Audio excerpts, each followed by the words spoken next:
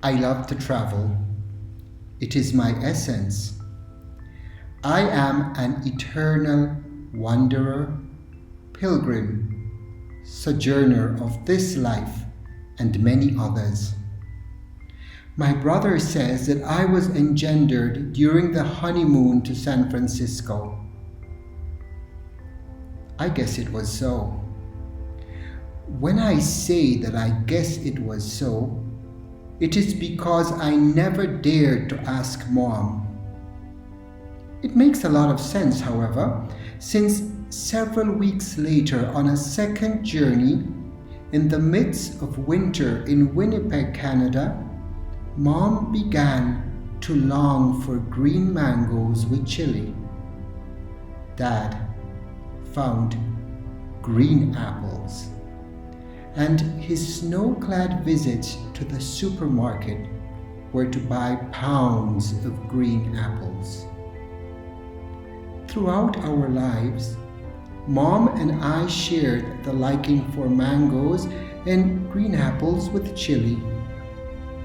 However, perhaps more importantly for my beginnings and my relationship with Mom, was more so a result of the emotion to travel. Shortly after, once more, Mom and Dad traveled to South America on a 2-year life adventure. I was not born as yet, and I had already traveled at least 8,400 kilometers within Mom's warm and secure womb. This is the story of my life that began in a very close relationship with Mom. It was a slightly cold morning, and the skies at a distance were full of thick clouds heralding the birth of rainy blessings. More than half a century had passed. Mom was no longer physically present. Mom had died rather recently, a bit less than a month. We had gotten up early to be able to arrive to the Estación del Atlántico, the Atlantic Station, from where the train departed in San Jose, Costa Rica, to the nearby city of Cartago, the historical capital city of Costa Rica. The journey was approximately 45 minutes, as it made several stops in between to allow passengers to embark and disembark at several intermediate points. Our train eventually pulled into the station, and once seated, my characteristic emotion to observe and to fill myself with everything led me to look out through the window as the train moved forward, slowly leaving the city behind. It was not until we had left the city that it was evident that the green fields mottled with houses and surrounded by the boundaries of the imperial green jade mountains, that I realized that sitting in front of us there was a little boy looking through the window that we shared. Besides him in the aisle seat sat undoubtedly his mother. The little boy looked at her, caressed her, and spoke to her in a low voice as she took out from her personal bag treats. that she had saved for him, as mothers will usually do before leaving home, and more so to be expected in the event of a trip. I observed cautiously as my mind apparently roamed within the complexities of myself. It was just so that suddenly my eyes seemed to have hastened forth to the water-borne clouds as the tears began to flow, accompanied by a deluge of images, sensations, in regards to my more than half a century of memories shared with Mom. I perceived her loving presence and the subtle delicacy with which the string of love that joined me to her had been woven. As I watched the little boy in close coexistence with his mother, I knew that I was the witness to a miracle in which the string of love at that very same time was being spun. The nostalgia resulting from the memories of my childhood, my relationship with my mother, and the impact of the revelation of seeing the child and his mother began to soften, impregnate, and dilute my pain in regards to that which had been inflicted as a result of my physical loss of Mom. The soft and fragmented pain suffered the same fate as when the flooded river washes away the high banks, taking on new forms and challenging the earth itself to redress itself with a new countenance of greenness or some other like signs of life. The truth of the matter is that I only understood all this after having rested from my torrential downpour and observing myself in the subsequent days.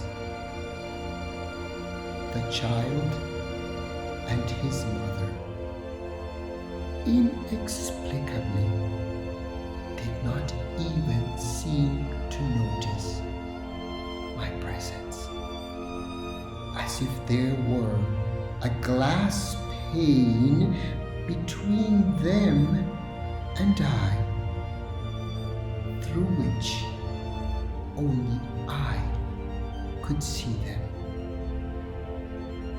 The youngster stood up, his gaze lost in the passing countryside, whilst his mother became absorbed in her cellular phone. My sensitive heart, after such a downpour, and having been liberated from the profound pain, gratefully filled with the desire that the young one and his mother should have a long and nurtured life in the meticulous spinning of the string of love, the little string of love that already joined them.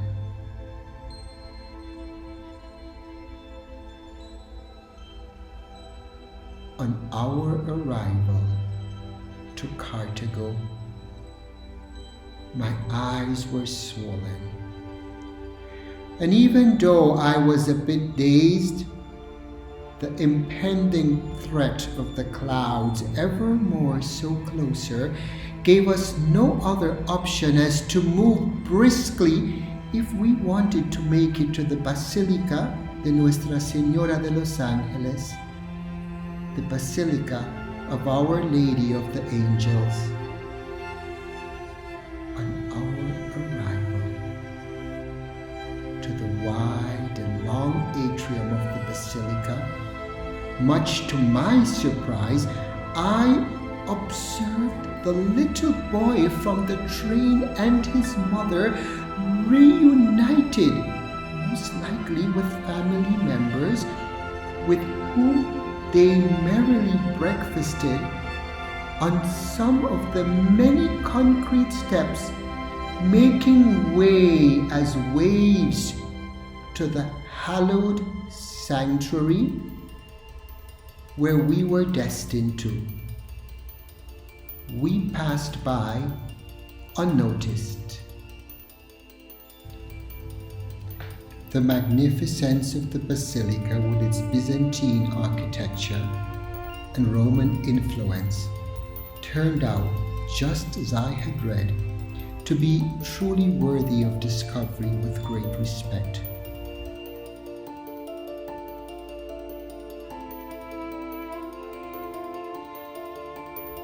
As ought to be, not because of its Catholic affinity, but rather for the sole reason that all churches, temples, and mosques should be, as they represent kindness, love, and hope. Several hours later, after having visited a few other places of interest and rather wet, we decided to return. On entering the train and once seated, I was immensely amazed to see that in our scurry to find seats across the aisle from us were seated once more the child and his mother. The return was mending. Within me there were vespers in gratitude to both unsuspecting mother and child who evidently did not know the profundity of the gift by their mere presence of their life in mine. Undoubtedly, Mom had been accompanying me all this time. Her presence of love and unity between us was unquestionable. Once more, the young one and his mother never seemed to have been conscious of our presence, and on arrival, I know not where they continued on. I arrived to our hotel exhausted and slept as an over-fatigued child who on his return home after a day of travel knows not of himself in the assurance of the protection of his life guardian. In the following days, I meditated at length. For many, perhaps, the events would all seem as too surreal, more so taking into account that several days before, my thoughts had turned persistently on the image of my hypnosis teacher within my professional school of thought of brief strategic therapy,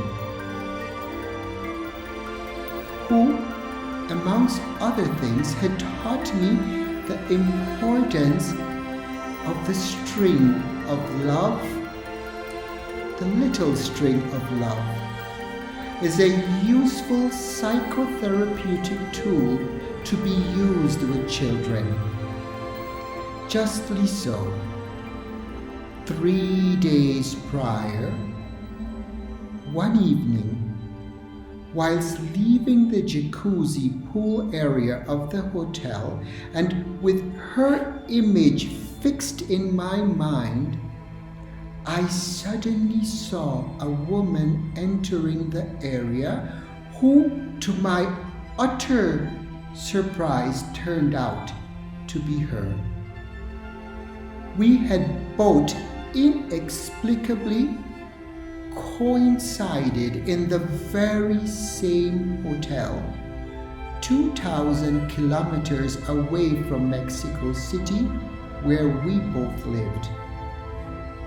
Despite the fact that my reaction was of great incredulity, I expressed to her that I had been thinking about her and her teachings in regards to the string of love, the little string of love, without really divulging to her the current state of events of my life in regards to the loss of my mother.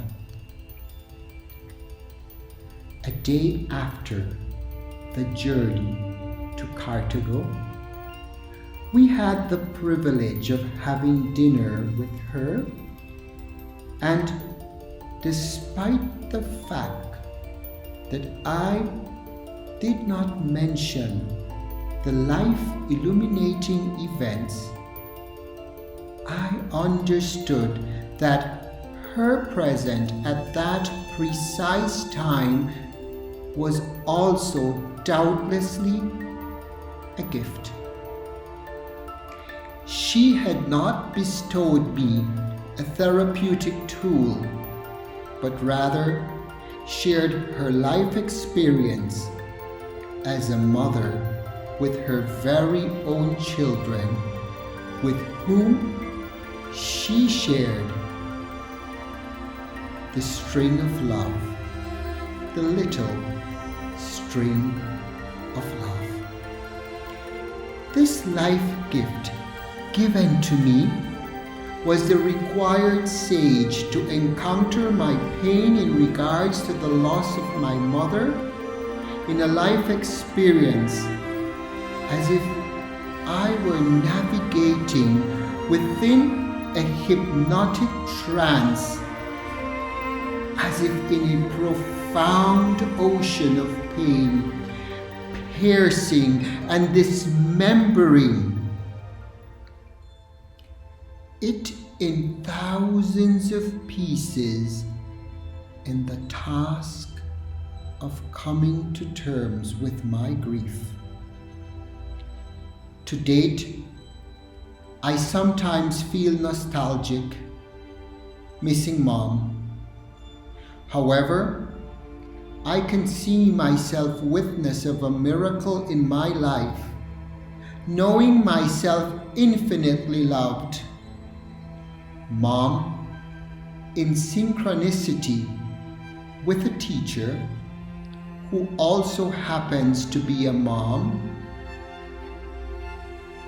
an unknown child, full of innocence, and his mother have been the link for me to experience and know the continuity of my union with my mother.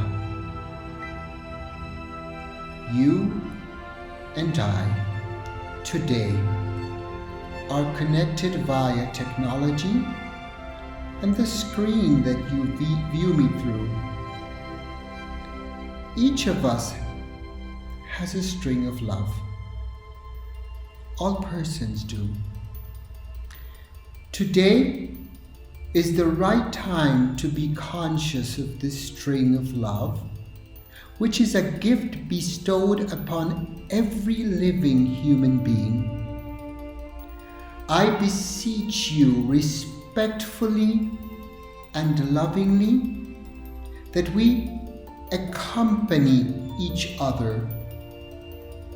I ask you to close your eyes and to listen to my voice at all times.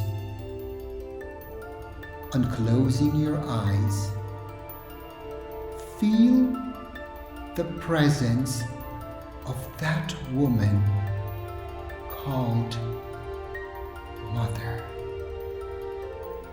Mom, the woman who gave birth to you, or perhaps who nurtured you with her very own life. Observe internally your heart and feel that string of luminescent emotion that goes forth from your heart to hers. There is a flood of loving joy that fills you, Mother, Mom. Mom, I am here in your presence, full of love and understanding, as well as you are. Happy to know myself a part of you. Mama, thank you for the greatest gift of bringing me into the world. Mother, today I come not to ask your blessing.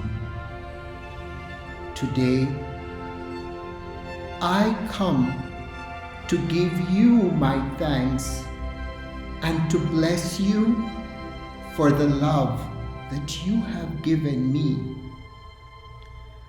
I bless you in this life and in every other realm beyond this one, wherever you may be.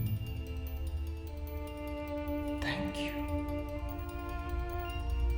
I love you.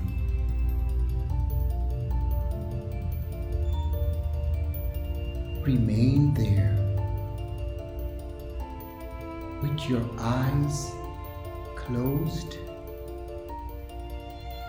in the presence and the company of Mom.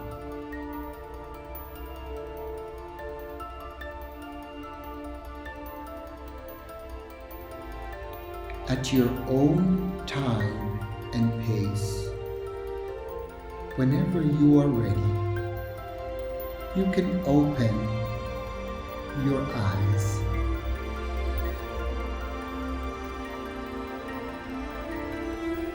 I am thankful to you for the trust that you have given me in allowing us to mutually accompany one and the other in this quest. I wish you too many blessings, dedicated to my mother in her memory. Also, in gratitude to Liliana, to the little boy on the train, and his mother.